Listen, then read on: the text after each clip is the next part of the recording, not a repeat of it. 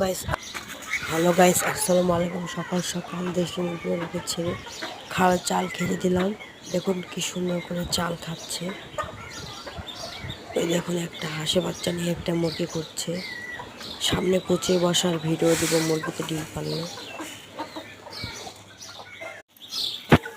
দেখুন রাজহাঁসকে ধান খেতে দিলাম, কি সুন্দর ধান খাচ্ছে। আমরা সকাল সকাল ধান খেতে দিই।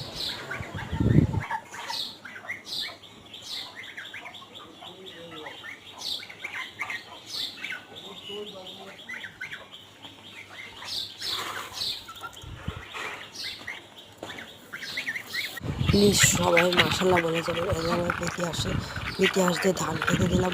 6টা হাঁসি, একটা হাঁসা, প্রতিদিন 6টা করে ডিম পারে। প্লিজ গাইস সবাই মাশাল্লাহ বলবেন।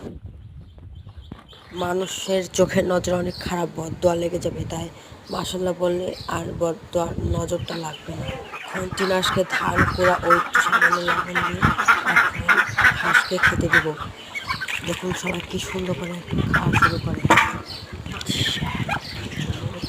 ধান কুড়া ও ভাত ওদের খুব পছন্দের খাবার। তলাবি না ও মাঝে মাঝে ওদেরকে ভিটামিন দিই। দেখুন কি সুন্দর করে খাবার খাচ্ছে।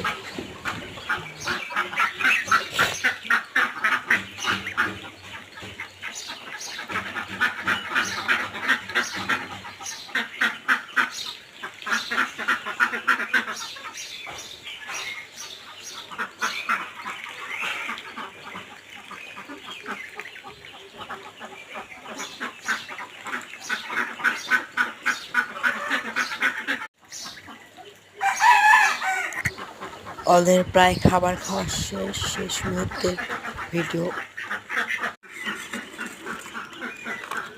এখন আমার ডিম পাড়া কোয়েল পাখিকে সোনালি লেয়ার 1 খাবার খেতে দিলাম এবং যে কোনো লেয়ার খাবার কি সুন্দর করে খায় এবং এই কোয়েল পাখিটা এই খাবারে প্রতিদিন ডিম পাড়ে।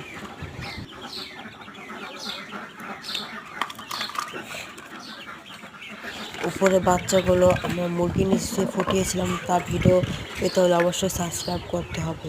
আমার কোয়েল পাখির বাচ্চাগুলোর বয়স আজ 30 দিন। আজকে ওদেরকে সোনালি স্টার্টার খেতে দিলাম।